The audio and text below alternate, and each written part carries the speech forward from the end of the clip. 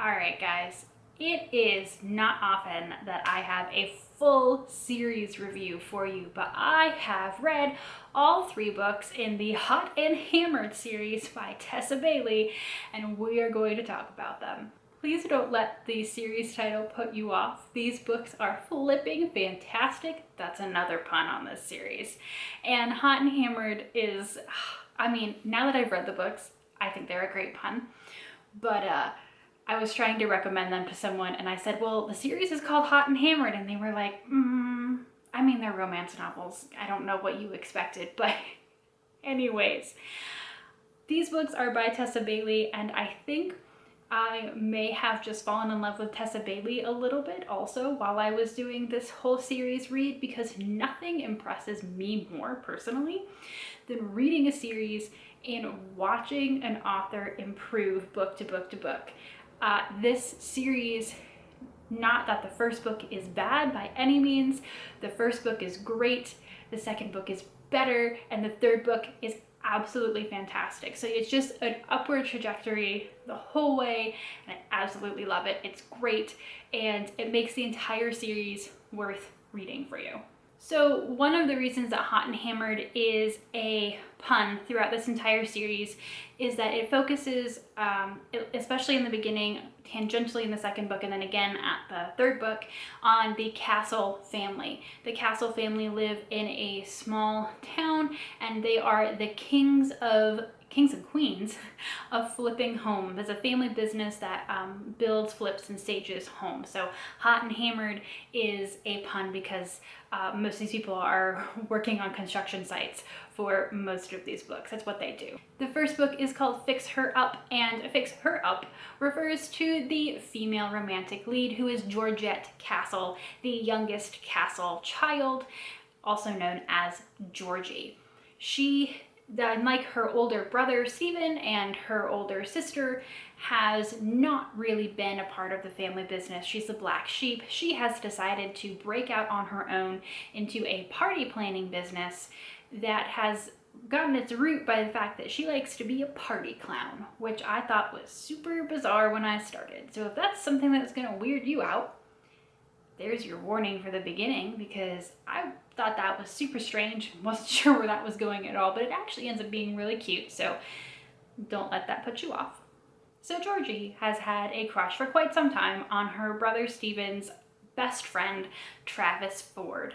Travis Ford saw Georgie as a little kid for most of their life. He went off, left their small town, and became a huge baseball star.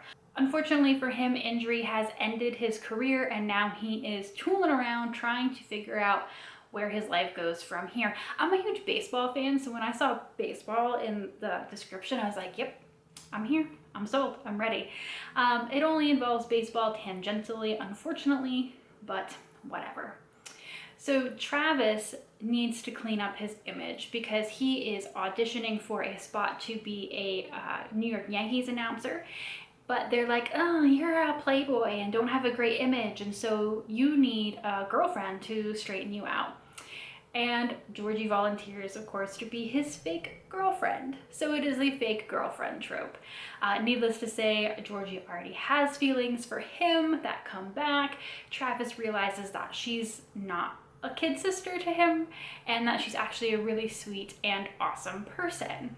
This book is hysterical. It is so good, especially when Travis is realizing that Georgie has gone from being quite a timid kid to just being a really, really fiery adult. The family relationships are great, and it's a really solid romance. I ended up giving it 4 stars on Goodreads, and again, it was solid. I enjoyed it, and I requested the second book in the series. It's hard to say something about something that just ends up being fine. Like, it's funny, it's cute, it's flirty, it's sexy, but like, it's the fake girlfriend trope, and the, kid sister, older brother's best friend thing. Like, it is what it is. It does what it does well. But for me, I was like, it's just a fine way to pass the time. Which leads us to the second book. So the second book is called Love Her or Lose Her, and this book is the kind of romance that personally I don't see a lot of, and I wish that there was more of, because a lot of times in romance, I find that the people in them have either been out of relationships for a really long time and they're like, I'm so rusty, am I still gonna be good in bed? Or they've just gotten out of relationships and they're like, I can't do the rebound thing, and then they do it anyway. But it's all still the beginning of a romantic relationship. Well, Love Her or Lose Her is not that at all.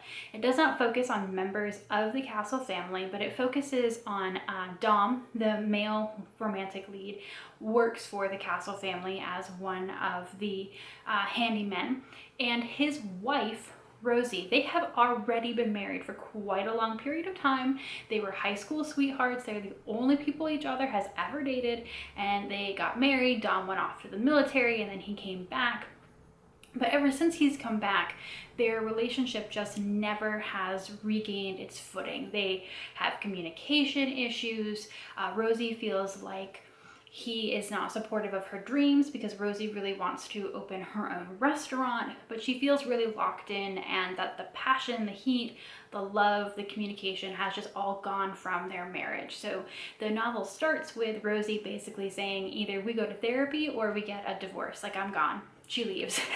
And Dom is just like left just rocked because he is assuming that since, he is the provider, he provides for his wife, that everything has been mostly fine.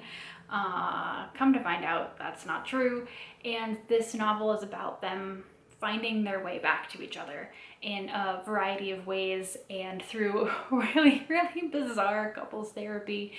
But I loved this book. It was so good. It was so nice to see characters who, they don't have to worry about maybe embarrassing themselves, or they're not really nervous in the same way around each other that new couples are. They know so much about each other, and yet because they have stopped communicating, they also know so little.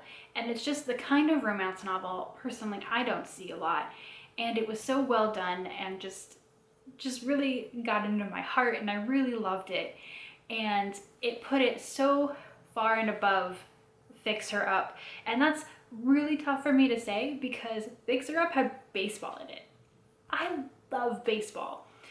But Love Her or Lose Her was just, so good, so different, so well done, so cute, so heartwarming. And I was just like, I'm so glad I got this book. Because Fix Her Up, again, was fine. It was touch or go whether or not I would continue the series, and I did, and it's super, super paid off. And I love it. Which leads us to the third book. So while you do not have to read these books in order, each one is its own standalone, I feel like the third book, Tools of Engagement, works the best if you have read Fix Her Up and then Love Her or Lose Her, because in those two books you get the character of Bethany Castle, who is Georgie's older sister, the oldest of the two Castle daughters, and you get a really strong sense of her personality. In the beginning of Tools of Engagement, Bethany has decided that she has been, for her family's business, just a stager. So after her brother Stephen has gone through and his crew has flipped the home and redone all of the, inside wood, furnishings, all that kind of stuff, she comes in and basically decorates the house to convince people to purchase it. And she really wants to do a flip all on her own, and her family is like, oh, but you just do the pretty things. And Bethany is like, no, I want to do the whole thing. So she strikes out on her own and is joined by one of her brother's newest contractors, Wes. Wes has had a thing for Bethany since they met, and you see them meet in Love Her or Lose Her, and you see what that is like from the outside. The problem is that it gets stuck off on the wrong foot. So Bethany and Wes think that the other doesn't like them. So it was a really fun twist from the beginning on the enemies to lovers trope, because they were never really enemies. they just didn't know what to do with the other person, and there was a lot of missed and mixed signals. And so they actually really like each other. They just are bad at communicating. So that was great on one level. Wes is also be the guardian of his half-sister's kiddo. So Bethany is a little bit older for romance. She's in her 30s, has never wanted kids, thinks that she's very icy. She has this outward demeanor of perfection, and that's what you see in the first 2 books, that she's this like super fashionista, like perfectionist. Her life is completely on point. She's just like a runway model who has everything put together. Wes's niece calls her Elsa, the Ice Queen, and that really, on the one hand, hurts Bethany, but on the other hand, it is perfect for the persona that she has presented to the world. But as Wes gets to know Bethany, and you, as the reader, get to know Bethany, it becomes obvious that Bethany's persona is just that. It's a persona. She actually has some pretty severe anxiety issues, which she covers up and tries to bury and not deal with.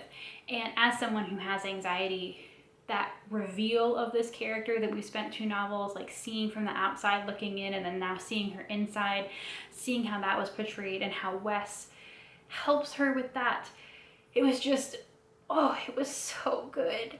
And then like the enemies to lovers, but not in a more natural way. That's not like, I hate you, let's sleep together, I love you, but just like thinking that this is not going to work because you just haven't talked to each other like adults, and then coming together and realizing like, oh wait, no, we're both really great people and this is great. That was also just wonderful and really sweet. And then of course Bethany and her entire family at the end of this, Georgie, Travis, Stephen, his wife, their parents, and then of course Dom and Rosie are still there, all coming together, and Bethany in a certain way living her truth with them and saying, you know, I'm not this person, and I don't want to pretend to be this person anymore. And just they all come together as a super huge extended family, and it's lovely. I feel like this series for me, it just kept getting better and better and better. So maybe you've read Fixer Up and you were like, oh, that was fine, maybe I'll continue it, maybe I won't.